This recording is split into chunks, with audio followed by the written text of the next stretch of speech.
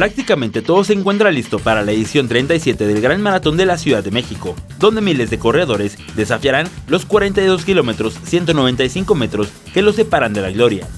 Ahora, la salida será frente a la Biblioteca Central de Ciudad Universitaria y tendrá como meta el Zócalo capitalino, con el objetivo de mejorar las marcas registradas en años anteriores. La altimetría va a ayudar, considero, como entre 5 y 10 minutos que va a beneficiar a los atletas, ya que la primera parte es una leve inclinación de 2 o 3 grados hacia abajo. En ediciones pasadas, a partir del kilómetro 35, comenzaba una pendiente de 7 kilómetros hacia la meta, lo que hacía más complicado el trayecto de los corredores. Ahora, a partir literalmente del kilómetro 35, los últimos 7 kilómetros son planos, incluso con un mínimo de pendiente negativa.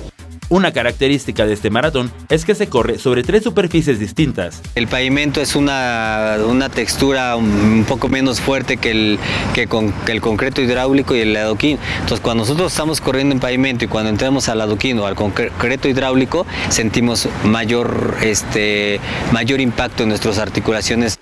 El trazado del maratón tendrá beneficios para los corredores gracias a su altimetría. ¿Pero qué significa este concepto? La altimetría es la ruta que se va a seguir en subir, bajar, qué tanto altura tiene una parte, qué tanto tiene la otra en kilometraje o en distancia por kilómetros.